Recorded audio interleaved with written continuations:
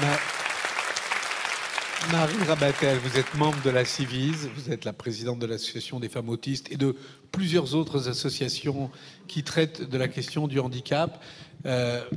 Sans doute des choses étaient connues, mais on doit dire qu'à travers votre parole et votre action ailleurs, mais aussi beaucoup à l'intérieur de la Civise, je crois que vous avez fait éclater un peu l'idée d'à quel point les personnes victimes de handicap étaient encore plus en situation d'être victimes d'inceste et de violences sexuelles. Voilà, tous ces enfants, et vous en avez parlé plusieurs fois, vous avez peut-être fait entrer cette question un peu dans cette histoire, n'est-ce pas? Peut-être, oui.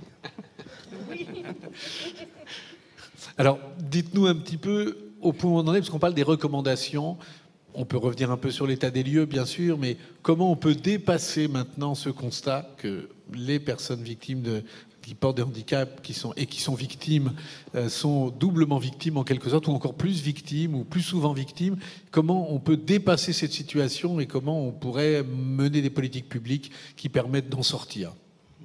Alors c'est vrai que les personnes en situation de handicap ont des facteurs de vulnérabilité supplémentaires qui fait qu'effectivement, ces personnes, notamment ces enfants, peuvent être jusqu'à 5 fois victimes de violences sexuelles qu'un enfant sans handicap. Et pendant très longtemps, on a pu pas s'apercevoir que ces enfants, ils étaient dans l'ombre, ils existaient nulle part, ils existaient même pas dans le combat de ceux qui luttent pour les droits des enfants. On avait vraiment le sentiment que ces enfants n'étaient pas des enfants, étaient juste des choses. Vous savez, il n'y a pas très longtemps qu'on dit personnes en situation de handicap. Avant, on disait les handicapés. Les handicapés, c'est comme si vous traitiez des gens de choses. Et aujourd'hui, en fait, on leur donne de l'humanité. Parce qu'il ne faut pas oublier que, avant d'être des personnes en situation de handicap, c'est d'abord des personnes et qui ont les mêmes droits que toute autre personne de notre humanité. Mais... Peut-être. Vous pouvez rappeler d'un mot, parce que vous l'avez déjà fait, mais tout le monde ne l'a peut-être pas entendu, pourquoi ces personnes sont encore plus susceptibles d'être victimes de situations de violence sexuelle? Alors, il y a plusieurs facteurs.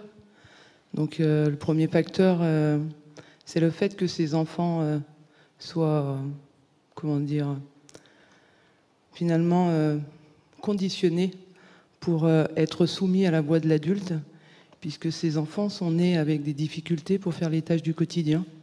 Et que quand on parle tâches du quotidien, c'est tout ce qui est en lien avec la toilette, en lien avec aller aux toilettes, l'habillage, le déshabillage.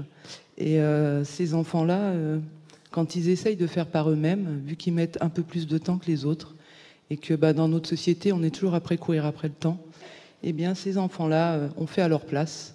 Et du coup, on leur apprend que ce qu'ils font, c'est pas bien, et que seul l'adulte, seul le professionnel et seul l'éducateur et le parent, finalement, a le droit de décider à sa place et de faire toujours à sa place.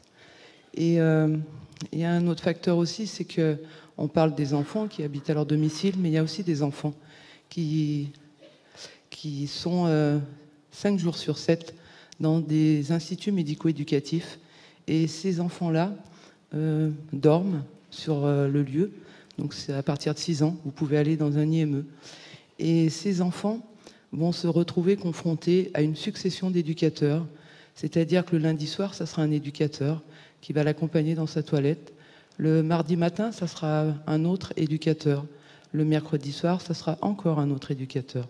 Et jusqu'à la fin de la semaine, qui fait qu'on apprend à cet enfant que son corps n'est pas à lui, mais que ce corps appartient à l'institution, appartient à l'éducateur, et qu'il n'a aucun moyen de comprendre et d'assimiler qu'est-ce que l'intimité, et qu'est-ce qui fait partie de l'intime, et qu'est-ce qui ne fait pas partie de l'intime.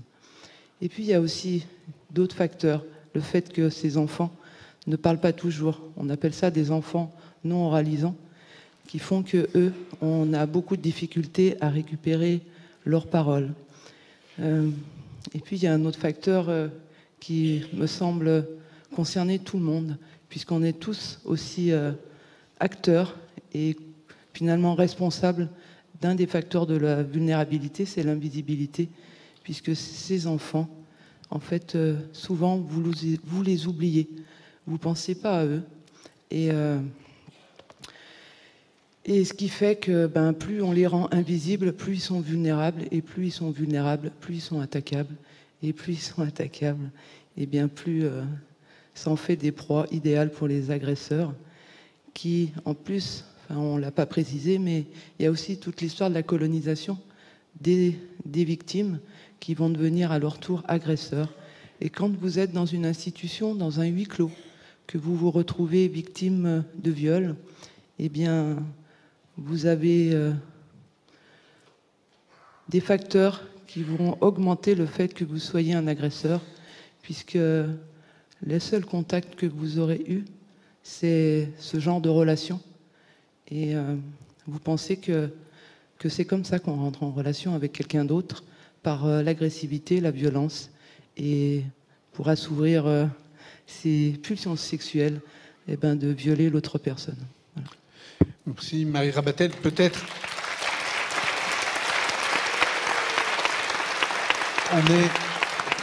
on a beaucoup parlé jusqu'à présent justement du fait que c'est l'État qui s'est doté de cette commission en quelque sorte, dont vous êtes toutes les actrices et les acteurs.